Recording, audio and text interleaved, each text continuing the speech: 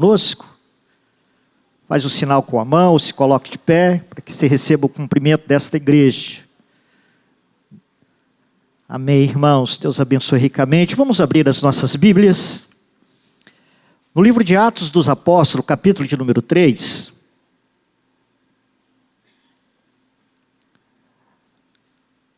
Atos dos Apóstolos, capítulo de número 3. Nós vamos fazer a leitura do verso 11 até o verso de número 26. Atos, capítulo 3, verso 11 a 26.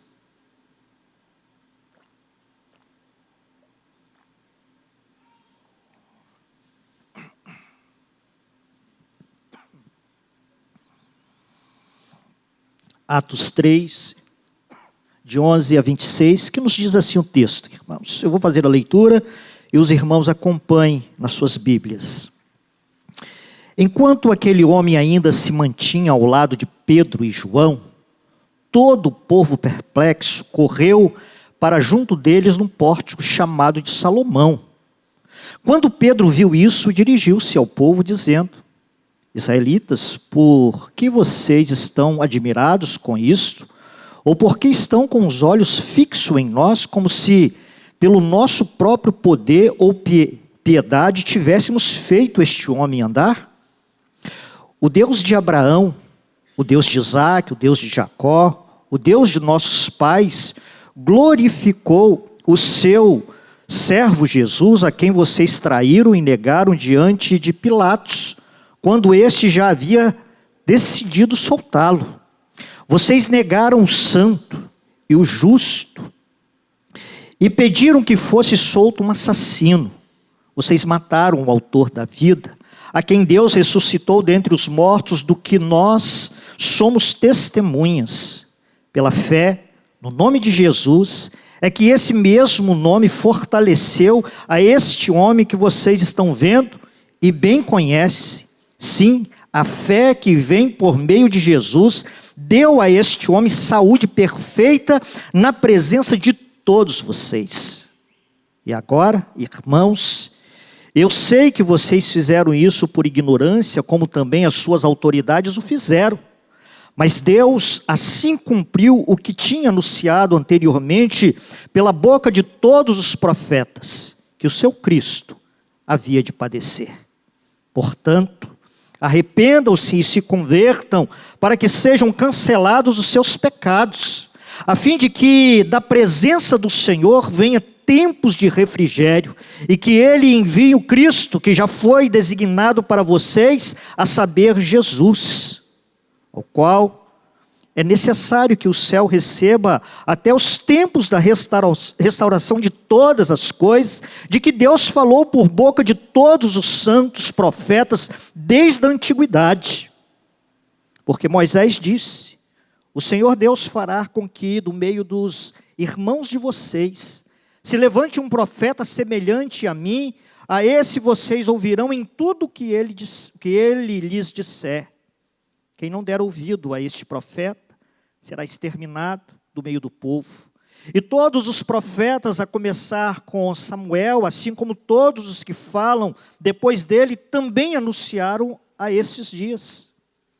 Vocês são os filhos dos profetas e da aliança que Deus estabeleceu com os pais de vocês, dizendo a Abraão: na sua descendência serão abençoadas todas as famílias da terra.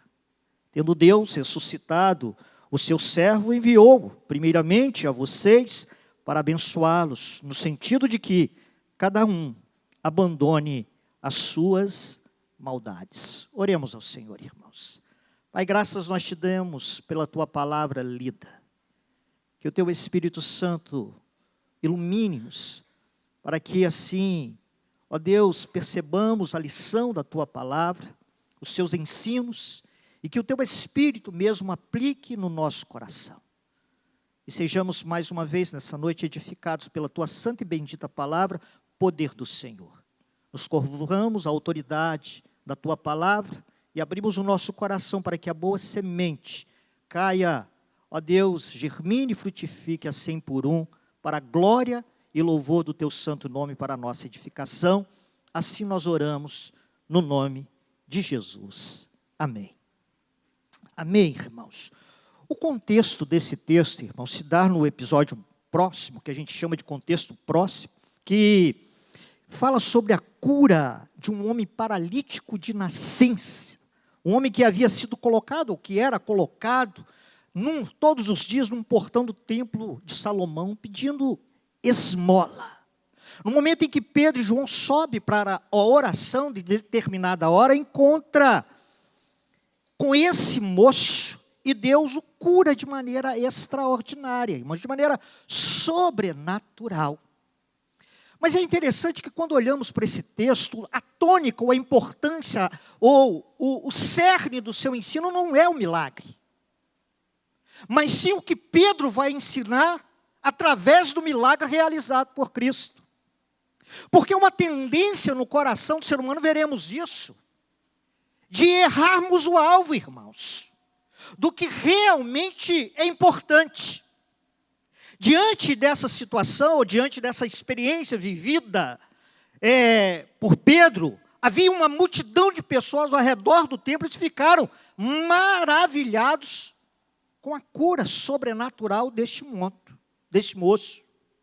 E eles correm até a presença de Pedro e João, como diz o texto, como se os dois fossem tipos de deuses, irmãos, que apareceu ali naquele momento, e através deles, de um poder miraculoso residente neles, aquele moço fora curado da sua paralisia. Mas imediatamente Pedro deixa claro que o milagre não fora feito por eles, mas sim por Jesus. E aqui a gente já percebe duas verdades emblemáticas, irmãos. A primeira é a tendência do coração humano caído, de erguer e de colocar deuses no centro do seu coração, no lugar do Deus todo-soberano. Aqui nós detectamos uma tendência nossa, irmãos, e até sutil, de colocar coisas insignificantes no lugar que pertence ao Deus Todo-Poderoso. Sim, irmãos, tendemos a fazer isso. Isso é muito simples. Por exemplo, quando deixamos de vir um culto para assistir uma final de Copa do Mundo, irmãos, de maneira simples e bem sutil, nós estamos fazendo isso. Coisas pequenas que corrompem, mas que revela a nossa natureza, irmãos. Com as sutilidades do cuidado deste mundo, somos tendenciosos, se nós não tivermos clareza do que a palavra nos revela. Diante dessa situação, ou diante dessa questão, ou desse problema humano, que Pedro automaticamente percebe, ele traz uma mensagem graciosa e poderosa, irmãos. Todo erro, ele precisa ser combatido com a verdade, porque a verdade liberta, amém? Principalmente a verdade revelada de Deus, irmãos. E percebendo isso, Pedro, ele aproveita para trazer uma mensagem da centralidade de Cristo sobre todas as coisas existentes, irmãos. É como a palavra mesmo nos diz, irmãos, a gente precisa aproveitar as oportunidades. E Pedro, percebendo isso, irmãos, ele de fato começa a fazer os ajustes necessários. Diante disso, Pedro deixa claro que o milagre não é dele, mas é Jesus que fez, e que toda a glória pertence a Cristo. O que Pedro está deixando claro é o que Paulo também sabia, assim como os discípulos também sabiam, e apóstolos, irmãos. Como Paulo escreve de maneira muito apropriada e profunda em Romanos 11, 36, quando ele diz, por querer dele, e por meio dele, e para ele são todas as coisas, glória, pois a ele eternamente. Paulo se referindo a Cristo. É ele. É somente ele. E se há alguma coisa, é ele. E se somos algo, é ele. E se experimentamos algo, é por conta dele. Então a glória não pode vir para nós e nada pode ocupar este lugar que é de Jesus, irmãos. E somente de Jesus, a centralidade de todas as coisas. Então nessa passagem Pedro foca a sua mensagem nessa verdade absoluta, revelada na Bíblia Sagrada. Então uma verdade absoluta combatendo o erro natural no coração do homem caído, que precisa ser direcionado, conduzido e transformado pelo Deus Todo-Poderoso. E a primeira verdade que eu quero chamar a atenção de vocês nesse texto, sobre a centralidade de Cristo em tudo, verso de número 13, é que em primeiro lugar, Cristo tem a primazia e a centralidade em toda a Bíblia Sagrada, irmãos. É por isso que quando nós nos voltamos para a palavra de Deus, defendemos ela com unhas e dentes, que ela é inerrante, não contém erro e não precisa ser consertada e ajustada. Porque a mensagem principal de Gênesis a Apocalipse é sobre Jesus Cristo, o nosso Senhor, o nosso Salvador. A Bíblia é um livro sobre Jesus. Sim, tudo sobre Jesus Cristo é a respeito dele. E é interessante aqui que Pedro, para defender isso e deixar isso bem claro, ele usa, porque até então o cano do Novo Testamento não estava fechado, mas ele usa a totalidade do Velho Testamento. Verso de número 13 do texto.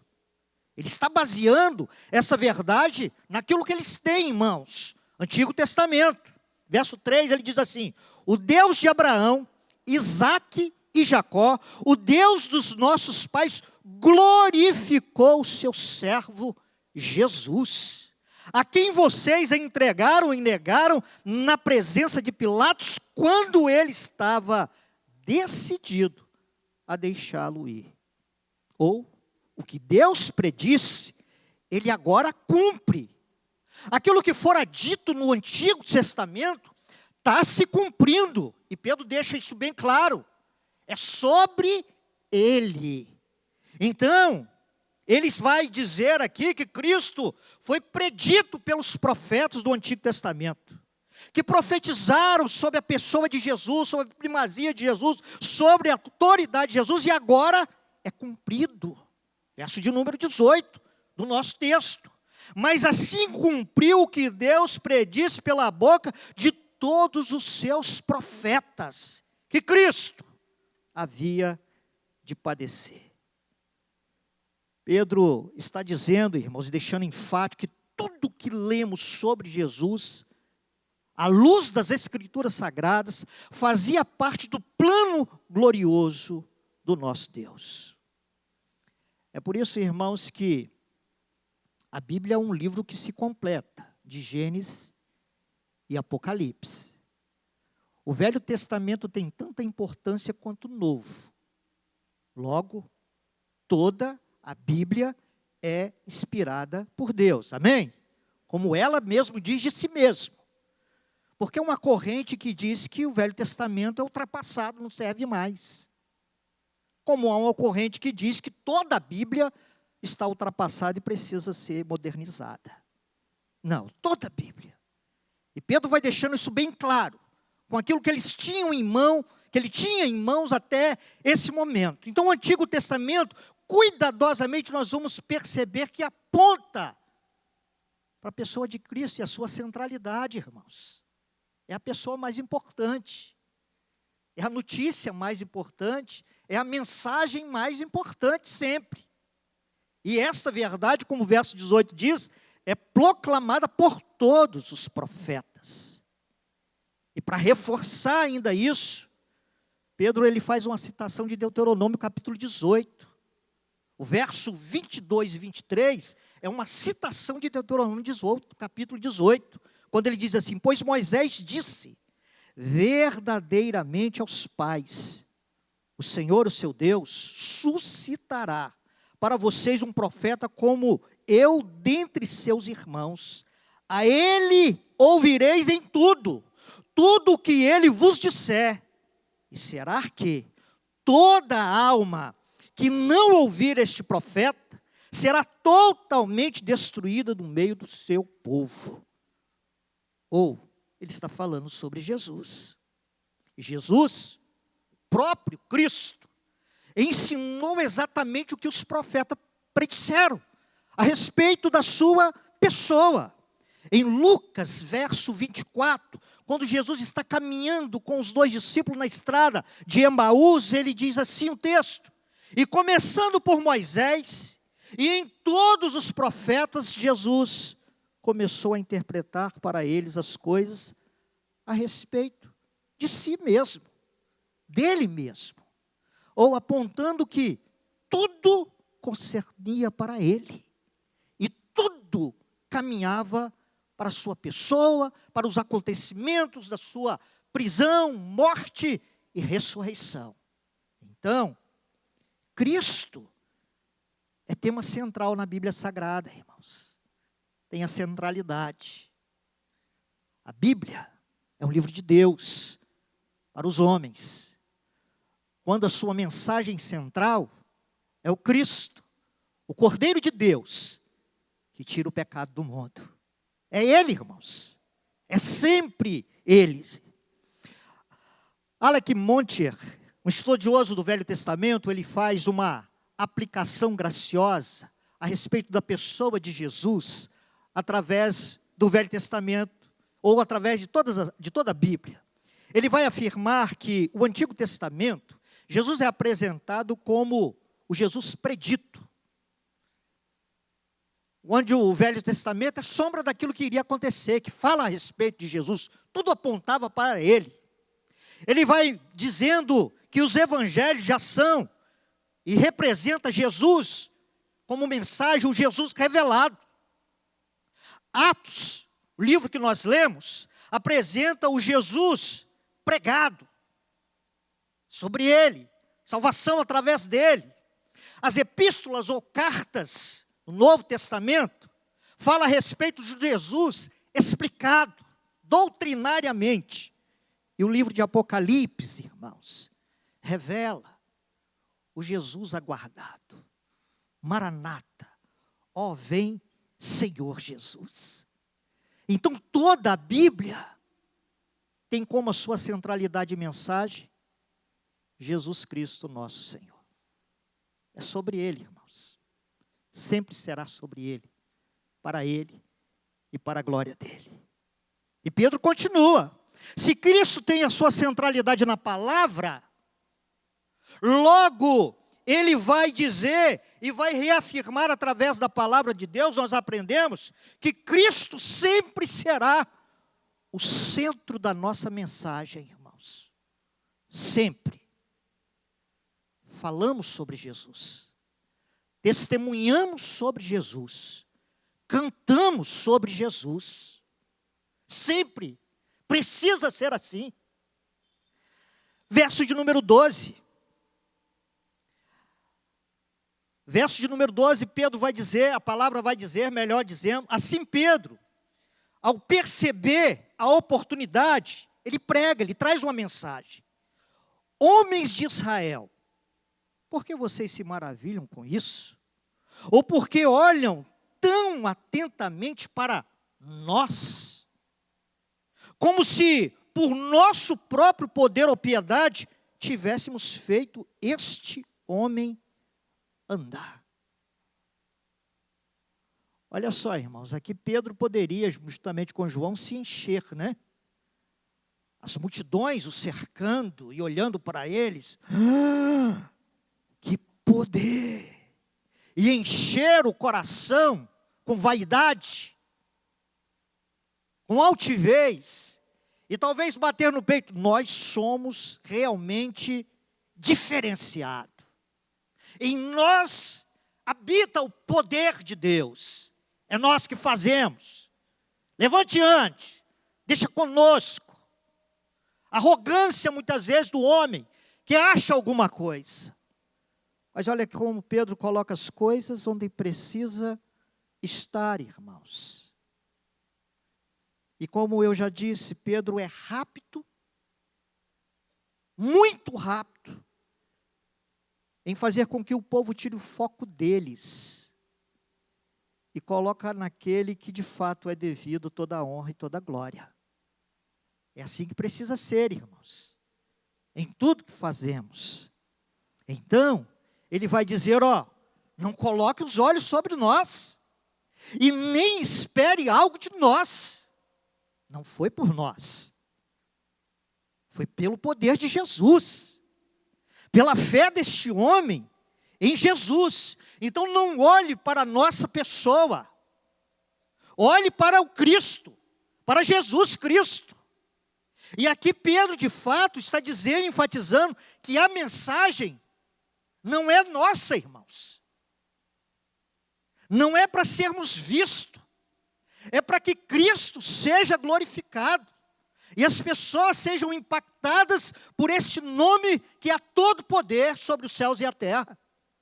É sobre a pessoa do Senhor Jesus. A mensagem de Pedro é essa. Quando ele fala para o paralítico, olha meu filho, eu não tenho nem ouro e eu não tenho nem prata, mas o que eu tenho, eu vou te dar. Em nome de Jesus, levante ante. É isso, não temos nada, absolutamente nada. E se temos alguma coisa, foi a graça que nos alcançou. É Jesus em nós, irmãos. Você lembra do que nós cantamos aqui hoje? Eu encontrei o meu. Eu encontrei o quê? O bem mais precioso. Eu não tenho nada. A graça me alcançou. E se hoje eu tenho alguma coisa, é com Pedro. É Jesus em mim, é Jesus em nós, irmãos. É o que nós podemos oferecer, irmãos. Porque de nós não há nada. E é por isso que Cristo sempre tem que ser primazia, irmãos. Nenhum mensageiro, nenhuma igreja, irmãos, nenhum ministério de louvor pode trazer a glória para si, porque nós não temos nada. A única coisa que temos é Cristo, e pela graça, que é favor, que nós não merecemos, mas Ele nos concedeu. Por isso que testemunhamos é Cristo, não é nós. Por isso que cantamos é sobre Cristo. Por isso que o testemunho e a mensagem da igreja é Cristo, não é templo luxuoso. É por isso que as nossas apresentações de louvor e adoração não é show gospel, irmãos. É adoração a Cristo, porque é sobre Cristo, não é sobre eu. É sobre Ele, e tão somente sobre Ele, irmãos. Pedro deixa isso bem claro aqui, irmãos. E como que essa mensagem é importante, esse texto é importante? Porque vivemos épocas em que a centralidade das coisas não é mais Deus, a palavra e Cristo, é o homem. É o ser humano. Não. Biblicamente falando, você e eu não somos o centro de absolutamente nada. Cristo é o centro de tudo. E se podemos, como igreja, como crentes em Cristo Jesus, alguma coisa, é por causa dele, irmãos. Então ele sempre tem que ter a primazia, como nós cantamos. Em tudo, irmãos. Em tudo, nas mínimas coisas. Ele precisa ter a primazia. Porque não é nós. Não é por nós. Cristo sempre será, como Pedro nos apresenta, e a Bíblia também nos apresenta, o foco central da mensagem, de toda ela, irmãos. Seja pregada, seja cantada, ou seja testemunhada, a mensagem central é Jesus Cristo, irmãos, na nossa vida. Sempre, sempre, sempre. Então percebe que Pedro, ele está conduzindo a respeito de Cristo. Ele não vai nem para a direita nem para a esquerda, ele mantém sempre o foco. Então, se Cristo é a mensagem da Bíblia, e se Cristo é a mensagem central da nossa pregação, seja ela como for, ele chega ao ponto ápice da sua mensagem, irmãos. Terceiro lugar, verso de número 15. Cristo é o centro da vida. Ele precisa ser o centro da nossa vida. Se diante dessas duas verdades não entendermos isso, fatalmente, Cristo não será prioridade na sua vida. Mas Pedro está levando para essa realidade. Quando o verso de número 15, ele diz assim: vocês mataram o autor da vida, a quem Deus ressuscitou dentre os mortos, do que nós somos testemunhas. Então Pedro aqui, ele vai chamar Jesus de o autor da vida. Uma outra possível tradução literal é príncipe da vida. Ou é ele, primazia é ele. Então em Cristo está a origem da vida física, e em Cristo está a origem da vida espiritual, irmãos. Porque é ele. Quando Deus criou todas as coisas, onde estava Jesus? Lá, façamos o homem, a nossa imagem e a nossa semelhança. Ele é o autor da vida. E por ser o autor da vida, ele tem que ocupar a centralidade do coração daqueles que diz ser seus servos, seus discípulos, no coração do ser humano. Então, Pedro vai deixar isso bem nítido, irmãos. Ele vai ministrando ao coração dos seus ouvintes, verso de número 16, ele vai dizer assim: pela fé, no seu nome, fortaleceu este homem que vedes e conheceis. Sim, a fé que vem por meio dele, de Jesus, lhe deu essa perfeita saúde, na presença de todos vocês. Ou, a fé está em Cristo, vem por meio de Cristo. A fé, como diz a palavra, dom de Deus no nosso coração. Ele nos acolhe, nos capacita a crer, como capacitou a este moço, a acreditar no Cristo, no que lhe foi oferecido. Não em Pedro, mas no que Pedro lhe ofereceu. E o Senhor ministra no seu coração. Aqui nós vemos Pedro falando a respeito da conversão deste moço, da mudança de vida deste moço, que veio pela fé nesse Cristo apresentado a ele, mas também do afastamento do pecado, em arrependimento, voltando em fé para Jesus. Como Pedro mesmo continua pregando e falando. Verso de número 19, irmãos. Arrependei-vos, pois, e convertei-vos para que sejam apagados os vossos pecados, a fim de que venham tempos de refrigério. Por meio de quem, irmãos? Da presença do Senhor. Então, o que Pedro está dizendo aqui, quando Cristo assumir a centralidade na vida de vocês, vocês entenderão o que é fé. E Pedro aqui está falando para um povo religioso, irmãos, na sua grande maioria. Perceba que em versos anteriores ele se refere a esse povo chamando-os de irmãos israelitas. E percebe como que a gente pode perder o foco daquilo que de fato é importante? E como é necessário a luz de Jesus nos reconduzir para aquilo que realmente é o centro de todas as coisas, é o que Pedro está fazendo, irmãos. E ele usa a ação graciosa de Deus na vida daquele moço para retratar como isso funciona. O processo de mudança de vida. Ele usa a cura física deste homem, mas para falar da coisa mais importante na vida do ser humano, que é a cura da sua alma. Que é a sua conversão, transformação. Era como ele estivesse dizendo: está vendo esse moço que jazia, caído, prostrado? E agora vocês veem ele andando?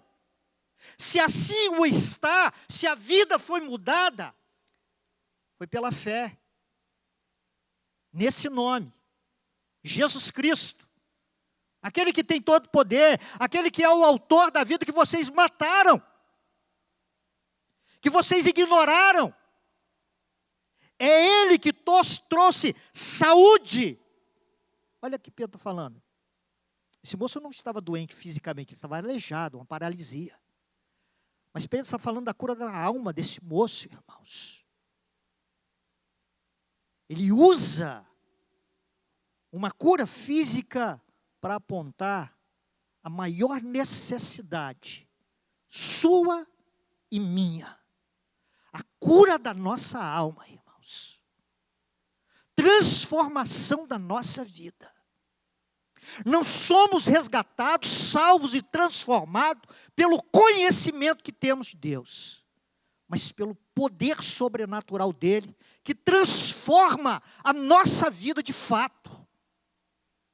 Não é ouvir falar de Cristo, é ser transformado por Cristo. Não é ouvir uma mensagem ou frequentar uma igreja. É ter o Cristo que é Senhor da igreja como centralidade na sua vida e no seu coração. Isso é conversão. E Pedro está dizendo que esse moço que vocês conhecem, porque há anos ele está aqui, vocês sobem ao templo para a hora da oração, veem ele esmolando. Se ele hoje está de pé e curado, que é o termo que Pedro usa, é o autor da vida que fez isso. Que vocês mataram.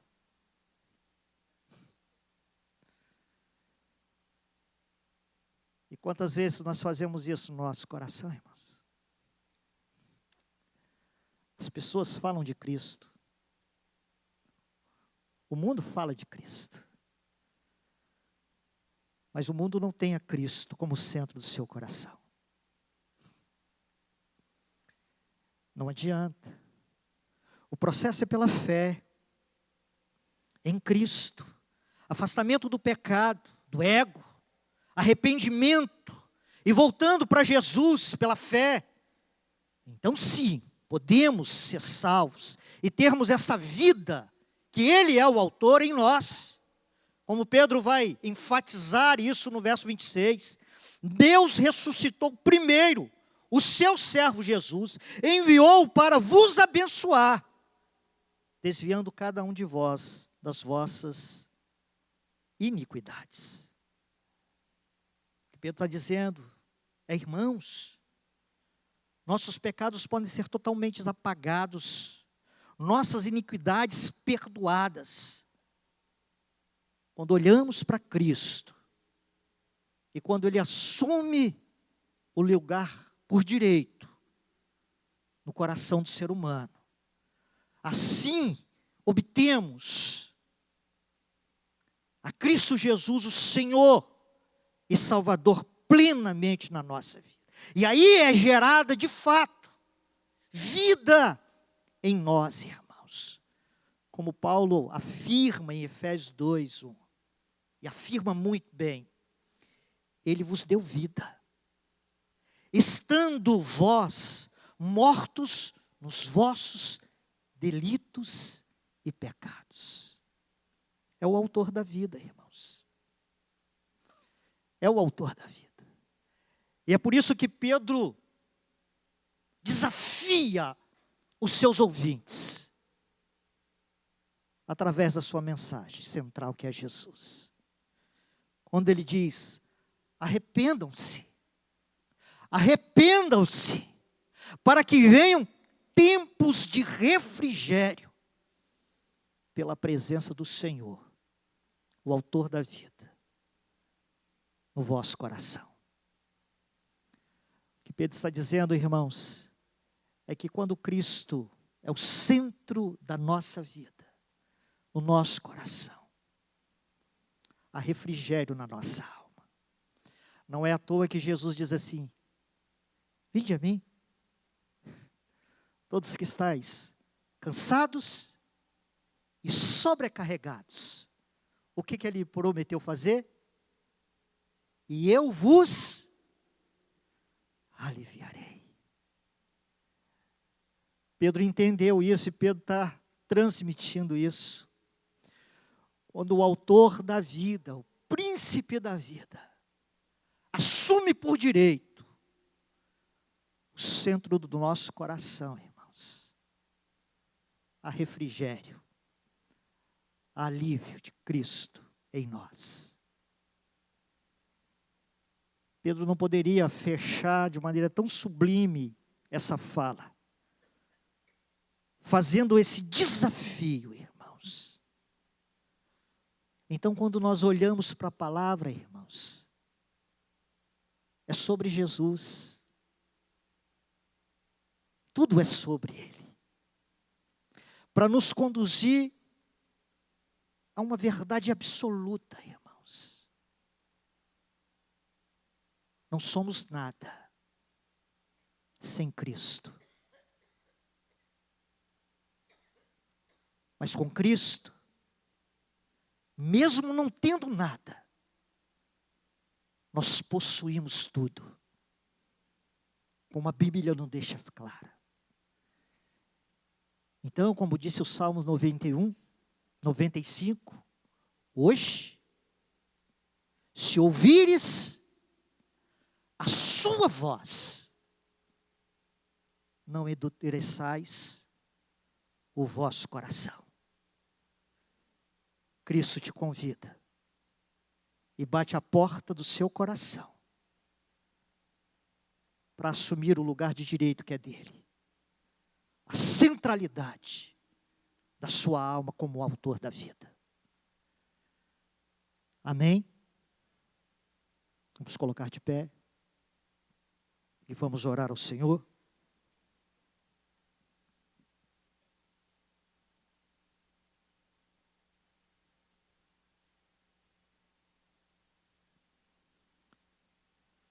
Feche os seus olhos e vamos orar, irmãos.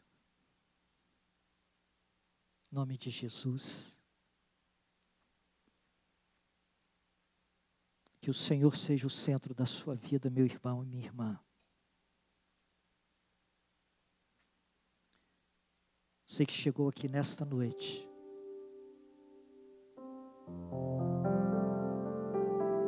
assim como eu, a palavra do Senhor nos diz que Ele nos sonda e nos conhece.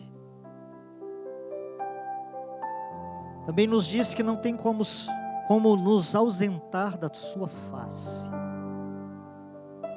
Não tem como nos esconder.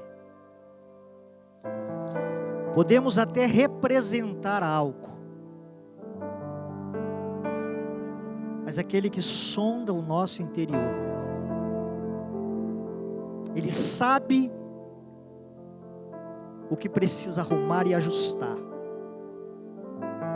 Ele sabe o que ocupa o nosso coração. Ele sabe o que é primazia na nossa vida.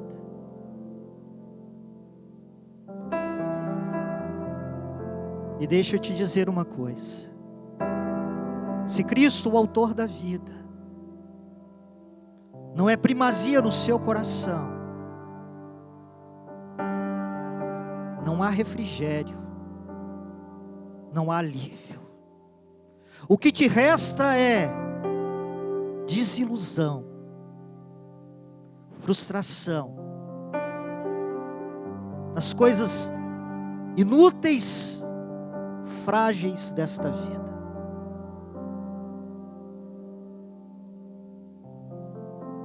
Que o Espírito do Senhor sopre no seu, no meu, no nosso coração, e nos faça entender como o fez aquele povo, ouvintes da mensagem do Senhor, nesse episódio bíblico.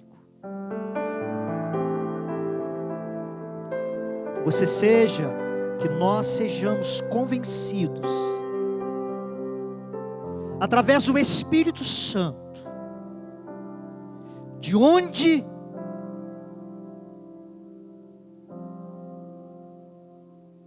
e aonde o Senhor precisa ocupar o nosso coração.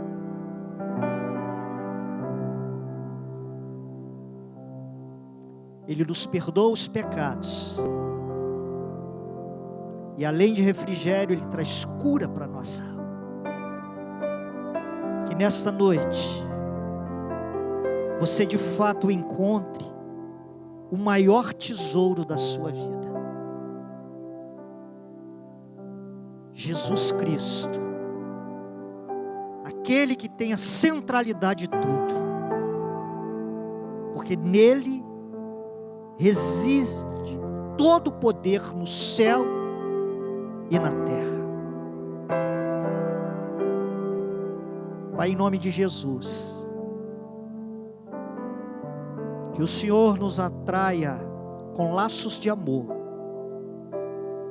que o Senhor ilumine os nossos olhos, que o nosso coração se volte plenamente para o Senhor,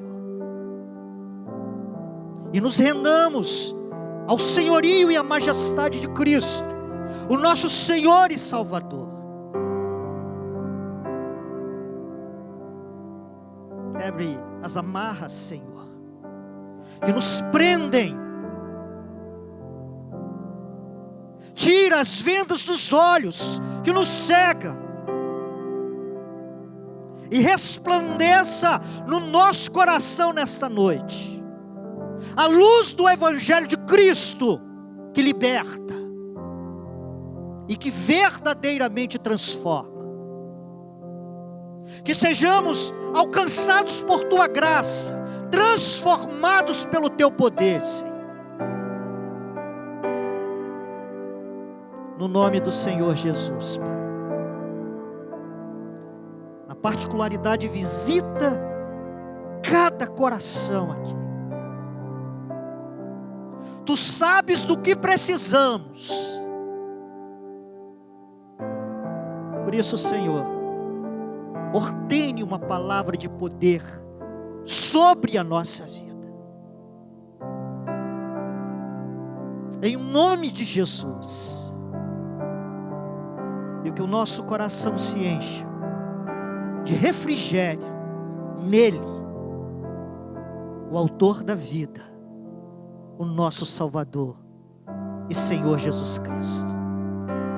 Assim nós oramos, Pai, e bendizemos o Senhor em todo o tempo. Receba a bênção do Senhor, irmãos. Muito obrigado, Senhor, por esse tempo precioso, pela presença graciosa do Senhor no nosso meio.